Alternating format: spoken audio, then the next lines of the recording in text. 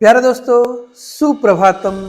मैं आपका दोस्त राकेश पंचाल आपके अपने YouTube channel the Rana ji पर आज की इस विशिष्ट क्लास में आप सभी का हार्दिक स्वागत एवं अभिनंदन करता हूं। दोस्तों, आज हम बात करने जा रहे हैं समाज में एक ऐसा तबका जिसे अभी तक कानूनी मान्यता जरूर प्राप्त हो चुकी है, लेकिन उसे अभी तक सामाजिक मान्यता प्राप्त नहीं हुई।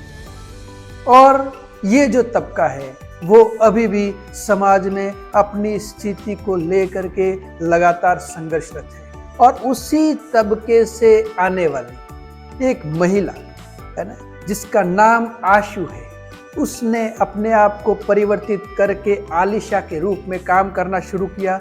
और उसके जीवन की जो कहानी है उसको लेकर के हम आज के बीच में आज उपस्थित हुए हैं। आप समझ गए होंगे, मैं बात कर रहा हूं ट्रांसजेंडर की, एक ऐसे तबके के बारे में जिसे समाज ने अभी तक मान्यता नहीं दी है, जिसे घृणा की दृष्टि से देखा जाता है। और उसी तबके से आने वाली एक महिला जिसे आशु नाम से जिसने अपने जीवन का सफर शुरू किया था, वो ऐसा बताती है कि पटना में उनका जन्म हुआ। और उसके बाद में जब परिवार ने एक प्रकार से उनको बेटे के रूप में जो है, वो परिवार की नज़र में वो बेटा थी, लेकिन उसके अंदर बेटे की फीलिंग्स नहीं थी, उसमें फीलिंग्स एक लड़की की थी। माँ ये कहती थी उसको कि आशु, तुम जो है वो एक प्रकार से लड़कों की तरह रहा करो, लड़कों की तरह अपने हाव भाव को बनाओ। लेकिन उसकी माँ को कौन समझाए कि वो न लड़का थी न लड़की थी। ऐसी स्थिति में उसको अपने जीवन के कठिन दौर से गुजरना पड़ा दोस्तों।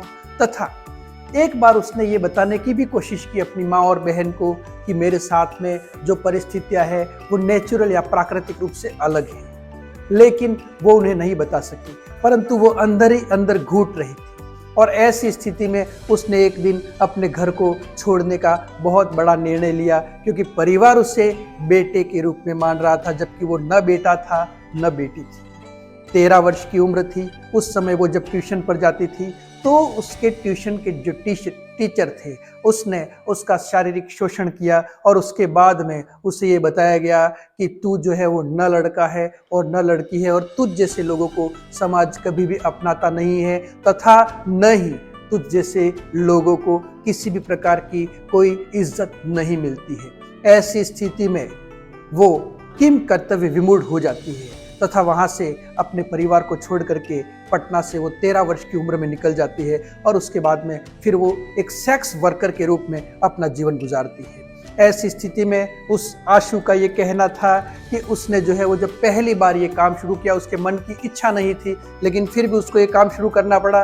और उसको पहली बार जो है वो एक दिन में 4000 रुपये की राशि प्राप्त हुई थी। उसके बाद में वो अपने जीवन को जिल्लत की तरह से जीती रही। और फिर उसने पैसे इकट्ठे किए और पैसा इकट्ठा करके और फिर उसने जो है वो अपने ट्रीटमेंट लिया। और उस ट्रीटमेंट के बाद में फिर वो आशु से आलिशा बनी। उसका जो ये पूरा सफ़र था वो बड़ा दुखदायी था, वो बहुत ही संघर्षपूर्ण दुखदायी सफ़र था। उसके बाद में उसने ये तय किया कि मैं ऐसे लोगों के लिए कुछ काम करना चाहती हूँ। उसके बाद में उसने एक एनजीओ को ज्वाइन किया, और वो एनजीओ जो है लोगों को जागरूक करता था। और उसने फिर वहाँ से एक सामाजिक कार्यकर्ता के रूप में काम करना शुरू कर दिया। और सामाजिक कार्यकर्ता के रूप में जब उसने काम किया तो वहाँ से उसको प्रसिद्धि मिली। और प्रसिद्धि मिलने के बाद आज ये स्थिति है कि वो एक बहुत ही जाना पहचाना नाम हो गया है।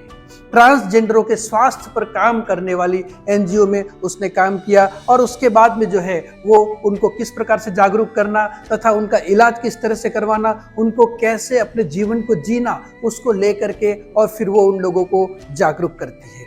मैं आप लोगों को एक बात बता देना चाहता हूँ।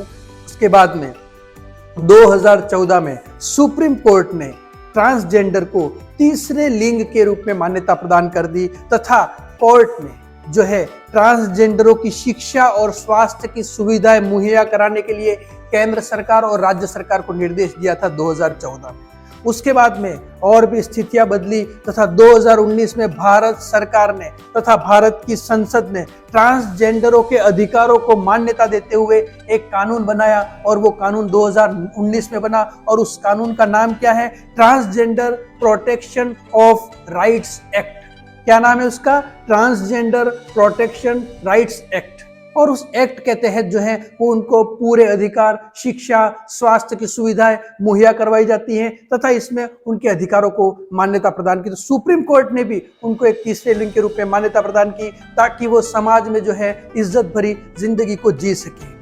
मैं आपको एक बात बता देना चाहता हूँ, अलीशा जो है वो अपने जीवन के सफर को जब तय कर रही थी तो उसका ये कहना था कि वो कहीं पर भी जाती तो जाते ही तुरंत जैसे ही वो पहुंचती तो सबसे पहले उससे सर्टिफिकेट मांगा जाता था।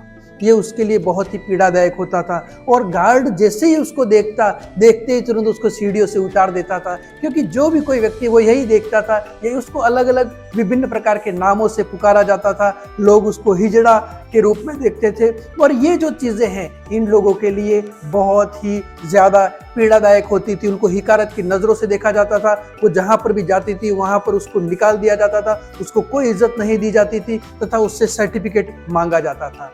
ऐसे में उसने यही कहा है कि अगर आप समाज में दब करके रहोगे तो आपको दबाया जाएगा। जब तक आप खुद नहीं उठ जाते हो अपने पैरों पर तब तक जो है वो कोई भी आपकी मदद नहीं करेगा।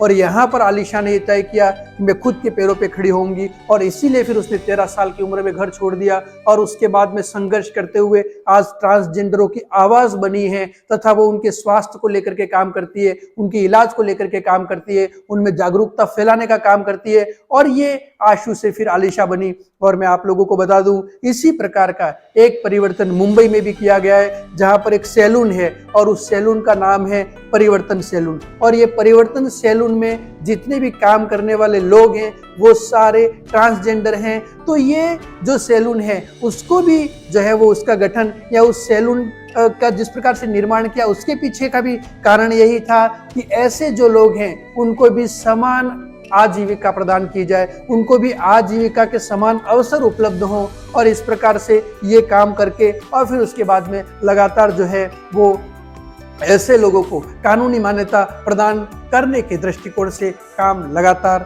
किया जा रहा है। और आशु से आलिशा बनी जो उसने लगातार इनके लिए काम किया तथा अपने जीवन में वर्तमान समय में उन्होंने एक ऐसी पहचान बना ली कि वो खुद भी जो है वो अपने आप को ट्रांसजेंडर महसूस करते हुए गर्व की अनुभूति करती हैं तथा वो ये कहती हैं कि मुझे भगवान ने जिस भी रूप में जन्म दिया लेकिन आज मुझे ये लगता है कि मैंने जो है वो अपने जीवन को सफल बनाया है।